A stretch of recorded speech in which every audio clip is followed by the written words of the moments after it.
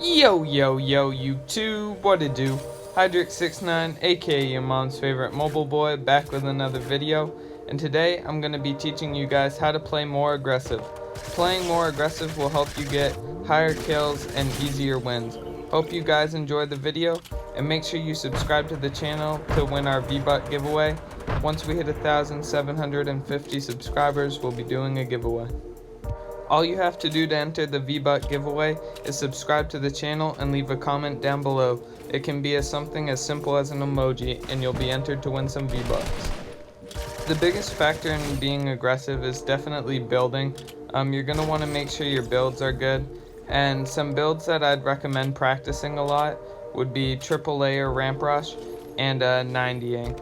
If you guys need any more kind of tips and tricks on either of these building techniques, we have multiple tutorials on both that can definitely help you out, and you'll definitely see an increase in your gameplay with the quality and how you're playing lately once you can kind of master these two builds.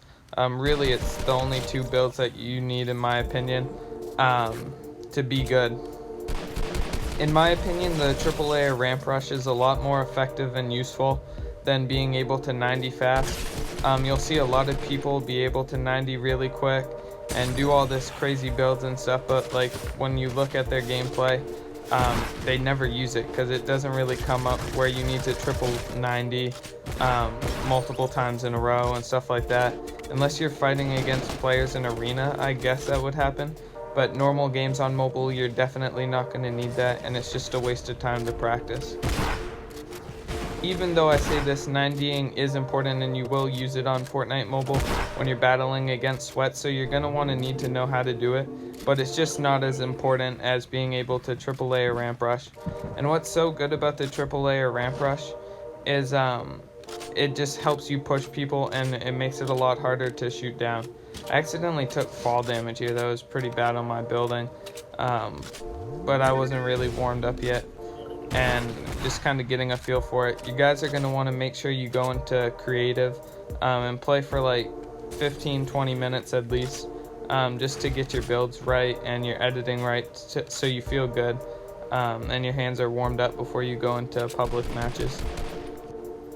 The triple layer ramp rush is easily the best building technique you can use to push somebody, unless you want a double layer, but in my opinion, the double triple layer ramp rush just wastes way too many mats, and it's not really as much of, it doesn't give you as big of an advantage as just doing the triple layer, and you'll save a lot of mats just doing the triple layer ramp rush. And if you need to, it's quick to rebuild and replace. You'll see in my gameplay, that's what I do to push everybody. Unless I'm really low on mats, I always triple layer ramp rush. When you're trying to play aggressive, you're also going to want to play really smart. Like you can see here, I was in a bad situation, didn't have much mats, and I was getting sprayed up by multiple guys. So you just kind of want to back out. But obviously they're still right there and I'm keeping an eye on them so they can't escape. So I can still get those kills, but now I have a chance to kind of play how I want, and instead of them pushing me or just continuing to spray me and waste all my mats. If you're trying to play really aggressive, some items I'd suggest in your loadout would be the impulse grenades, or the shockwave grenades is what they're called. These will help you a lot to push people or get away in a bad situation.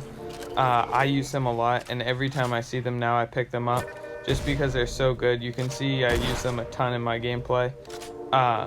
Whether you have high ground, you can get away safely without taking fall damage, and it just is a really nice item, and it can make some really sweet clips if you get a nice play where you just use it and get to a guy and shoot him midair. It's pretty sick.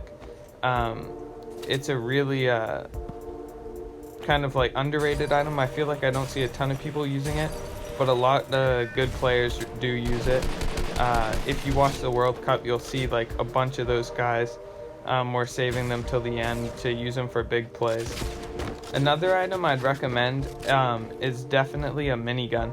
I know it's kind of considered to be a bot weapon, but when you're playing really aggressive, the minigun is super good at just pushing people, because sometimes if somebody's really good and they're not letting you replace their walls, you can just use that minigun to push in and kill them pretty quick. I like using that a lot, especially in solos. It's probably not the best in squads if you're solo squatting, just because the accuracy isn't that great. But in solos, I definitely recommend it, and it's super good.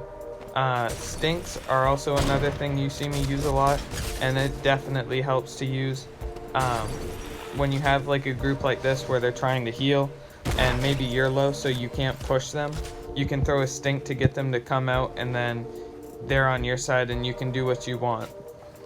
Other items like launch pads, you're just going to want to try and save till moments you really need them, so you can be able to move around easily. This last two guys were kind of annoying. I should have just went for high ground instead of shooting them down, but was worried I'd get shot down by his other teammate. This was a pretty close ending, and you guys will see it was a pretty exciting last couple of kills. Hope you guys enjoyed the video. I hope these tips help, and I'm out.